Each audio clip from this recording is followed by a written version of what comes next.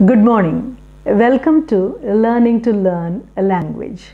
Now we are with Unit 4 and the first section of Unit 4.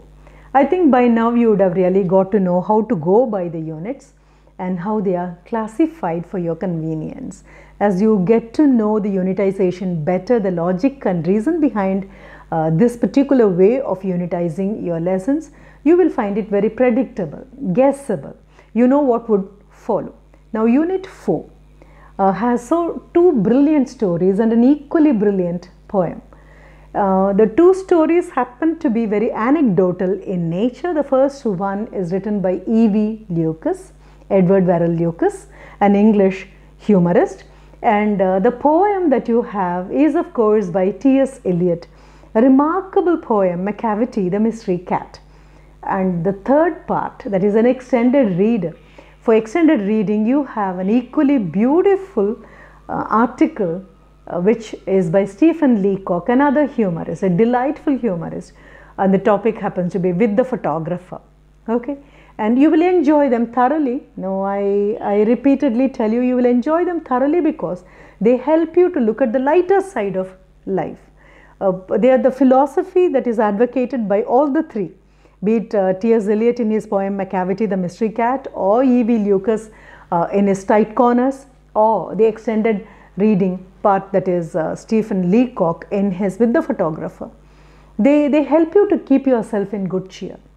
You know, life is tough, life is difficult, but again there is every chance of our keeping ourselves upbeat, keeping ourselves always buoyant in our spirit, provided we learn to look at the lighter side of life. Not laughing at somebody, not laughing at somebody's fall, but if at all you have something to laugh at, fine. The only thing you can laugh at is your own little weaknesses, which are pretty amusing, and how much ever you try, you are not able to come out of these weaknesses and convert them into your strength. So we are with the fourth unit, the first part. Again, it's further divided. You have a warming up action before you get into the Tight Corners part of it. Then of course you have the text and introducing you about the author and glossary. Now that's exactly how I include the glossary also as a part of the first division, though your book treats it as the kind of the first step towards your learning process of the vocabulary and grammar exercises. Now it's very interesting, the warming up that has been given to you in the fourth unit, part 1, is interesting because you might not have had an experience of visiting a shop where auction takes place. I do not even know whether you all know what an auction is.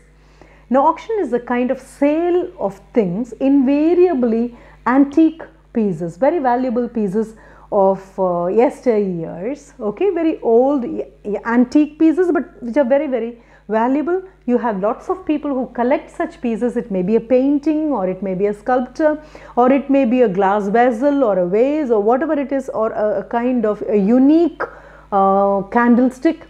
Fine. There are people who delight in collecting this. Fine. An auction place happens to be one where such people go. You enter first. Now you have a flow chart that has been given to you as the warming up activity. And it's so well designed, the flow chart is well designed, it gives you a kind of a route map. It tells you what would be the next step if you are new and if you enter as a novice into an auction shop. You know how to go by, how to proceed, not to stand there and blink. The flow chart gives you a kind of sense of direction. It says once you enter, now where should you go? You will have front office people there, you have to go register your name, right? And you will be given a card, you will be given a number, so that you may have to flash that number whenever you take part as a bidder in an auction. Now you will have an auctioneer there, and things will be displayed. Just imagine it happens to be a very beautiful painting of the 17th century or 18th century or even 20th century, right? And that is being displayed, and you have lots of people, very prosperous, influential and rich people will be there, and they would like to buy. So now what happens, a person who opens the auction, the auctioneer, he would start with quoting a particular price, the starting price. Once he starts quoting it, the moment he stops, immediately one person will flash the number he has in his hand and he will be allowed to make his quotation. So he has to quote. Invariably, if it has a humble start, it will start at a very, very low price and the crescendo will go up as people one after the other keep on increasing the price, and towards the end when it reaches a particular price, everybody will know that it cannot go beyond that. At that particular point, maybe the last bidder who called for it, his quotation, what the amount he quoted will be taken, and you will say immediately the hammer will fall, in the sense that fine, it will be declared as a final price, after which the auction will carry on. After the complete session is over, people who have called for a particular piece, who wanted to buy a particular piece, who were the last bidders of that particular piece, would go and pay the money and collect whatever they wanted, whatever they bidded for. Now if this exactly is a situation and you would not have come upon such a situation, I wonder whether you will get another chance to have a life experience of a thing being auctioned, right? Now E.V. Lucas very beautifully gives his experience in such a scenario, right? You have this little anecdote. It sounds so personal because the description is so realistic, so vibrant with words.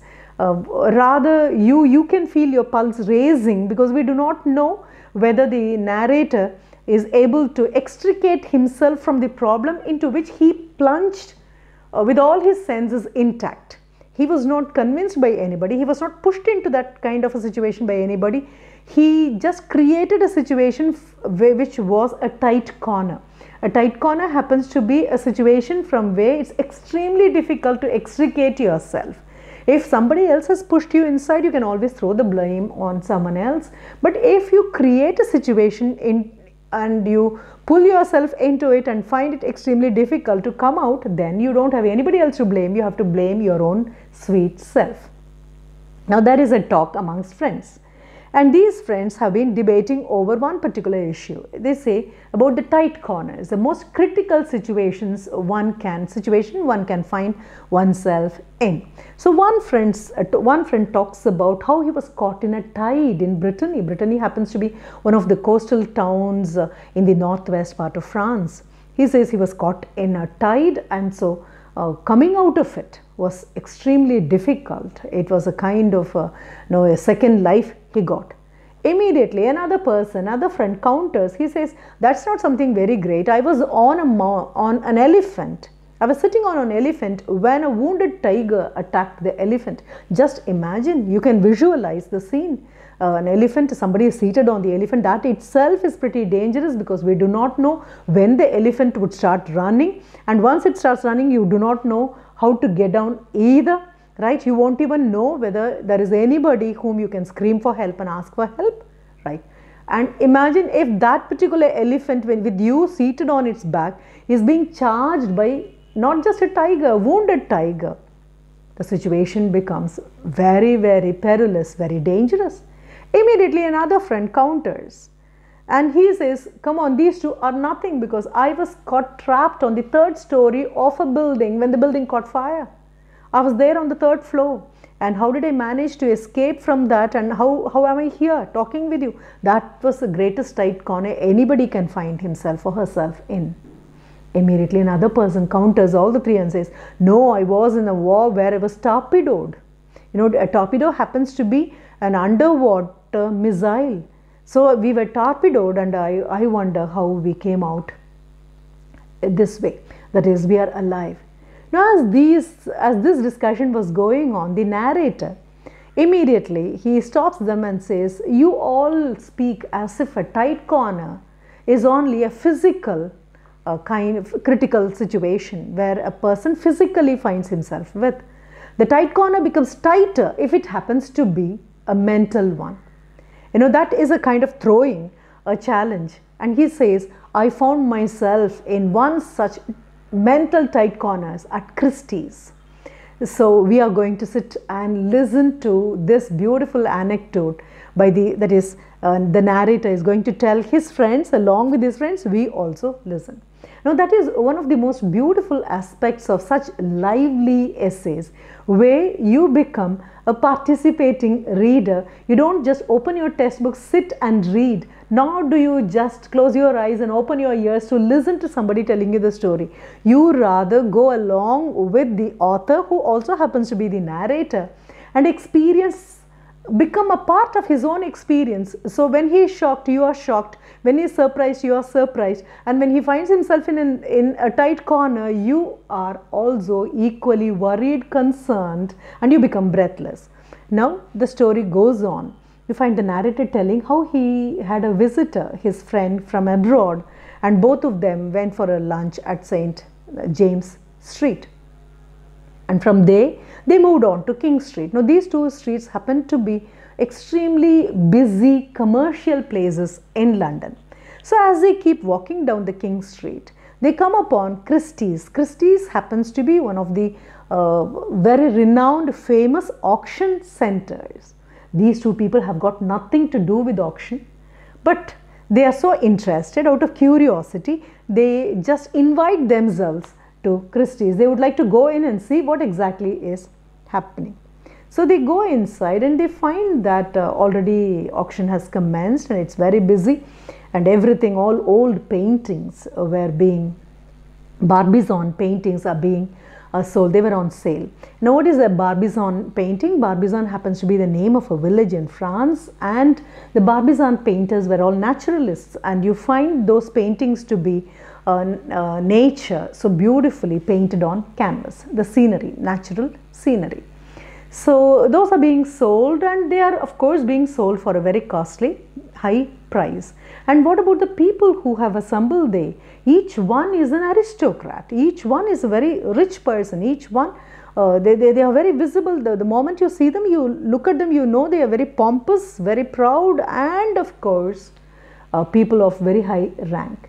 The narrator tells, on seeing these people, I just went for a mental check of the money I have in my hands. Countable few pounds, of course, in my pocket. And if at all I have to find something in the bank that is equally countable. Certainly not anything in thousands. Fine.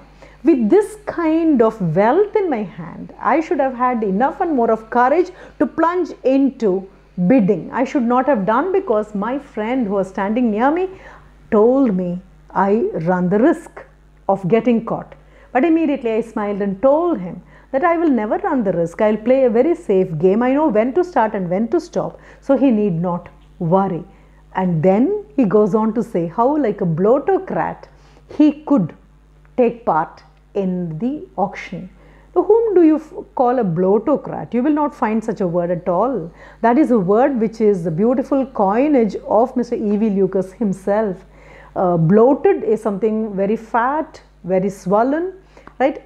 Aristocrat is of course a person of rich lineage. So a rich person with a bloated ego, or of course a physique, a fat person with of course a fat purse can be called a bloatocrat. So E.V. Lucas coins, and we have such words. We have a word called moped, motor and pedal, or we have video, audio and vision. You have your brunch, it's breakfast and lunch both put together. Now, as a bloatocrat, he takes part in the bidding and he plays a safe game. You know, he is very shrewd. He knows when to enter and when to exit. Never ever to become the last person to bid in the auction, because when you happen to be the final bidder, then you have to carry whatever you have been bidding for. Now, what happens? At that particular point, one beautiful painting is displayed, and a man, another bloatocrat for that matter, a rich person who has been buying left, right and center all these great paintings, he starts not with a very low cost. The very first bidding, the cost happens to be 4,000 guineas. A golden guinea is equivalent to 8, that is to a sovereign, that is 8 grams of gold, 8 and more. It's just not 8 and bit more grams of gold. So you can just count how much it would cost in Indian rupee. It's just not a pittance. It's just not ordinary money. It's big money. It's just not big money. It's huge money. But here is a man who doesn't have much to boast of in his purse, nor does he have any bank balance, is standing there to increase the bidding rate, and it started with 4,000 guineas. And our poor narrator, in a very meek way, said, and 50. That is, he has added 50 more guineas to what has been quoted. So it is 4,050. He has been playing this game so long, entering at a particular point and knowing when to exit when he is safe enough. But as would luck would have it, or his destiny would have it, or as he says, I found myself in a pickle, right, in a mess. Oh, what a wonderful pickle I found myself in. I messed up with everything. I could not withdraw. He expected this bidding to go high, but it just stopped there. Somebody said 4,000 and he added and 50. At 4,050, nobody went in for a higher rate. It just stopped there, and the announcement came and the hammer fell. So 4,050, that particular drawing, Daubeny, the drawing, has been sold. He didn't know what to do. He turned around and he could see his wonderful friend just bursting into laughter, trying to control his laughter, and he just disappeared from the scene. And the narrator did not know what to do. He started ransacking his mind. He started thinking of recollecting his rich uncles available, and he knew pretty well nobody is going to help him. What about bankers who say only a pro note, that is, you have to just sign and give a note, it's a promissory note, and taking that people will give you money? No, that is really not true. That's not going to happen. The narrator even thinks, how about going and meeting the auctioneer in person and telling him that he is absolutely penniless. For the fun of it, he joined, and he would like that particular painting to be once again displayed and brought in for auction. No, that would not be correct, because so long people did see him bidding. People saw him taking active part in bidding. Nobody will believe that he just came there to play a prank. So this is totally unsafe, and by then the auction continued, and now it has come to a close.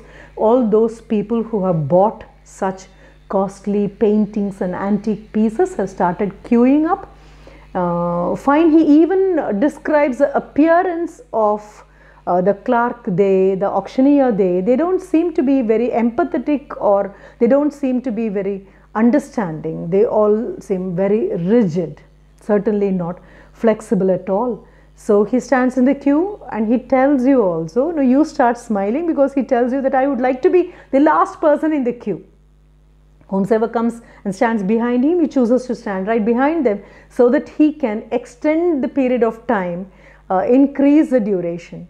But as he is drawing closer to the counter where he has to give the money and collect the Daubeny painting, he could hear a whisper behind his back, somebody touching him and asking, are you the gent who bought the Daubeny?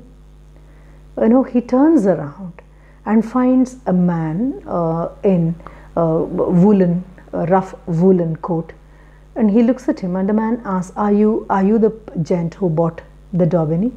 Of course, with a very grave nod, you find the narrator saying, yes, I am.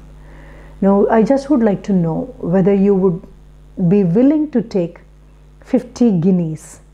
That is what the money you quoted extra. For 4,000 you added, and you said 4,050.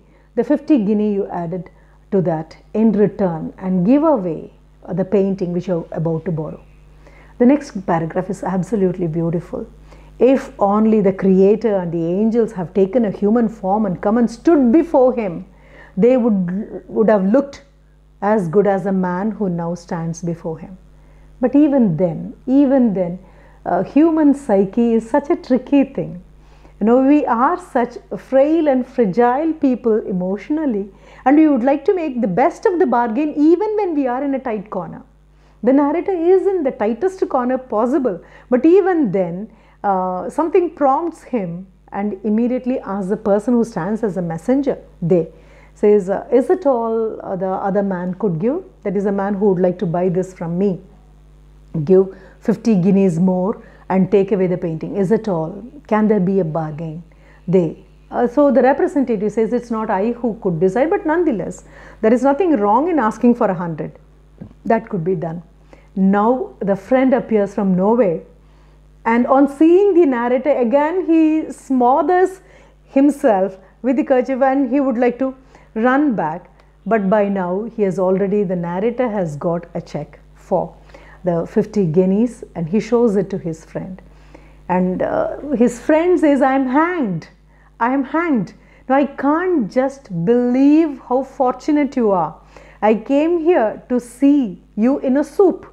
I came here to see you in the tightest corner, and I was here to see how you are going to extricate yourself. But what a fortunate man you are. How very lucky. Not only that you have extricated yourself from the tight corner, being caught there for playing fraud in an auction. Not only that, you have been rewarded for that. You have been rewarded with 50 guineas extra, the one which you quoted. You should be really fortunate. I'm hanged. I can't believe that a person can be this lucky. And a narrator says, this is an experience which will be, I have learnt a lesson. I'll never play the prank once again, because this is written in fire in my heart. This is an experience which I will never ever forget, because it has taught me a very valuable lesson. But he also asks another question to his friend. Just check whether my hair has turned white. Have I become grey? All of a sudden, have I grown in my ears?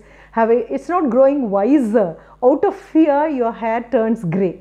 He just wants his friend to tell him whether he has turned completely grey because of this unique experience, your nerve-shattering experience, where there was every chance of your getting caught for playing fraud in an auction center.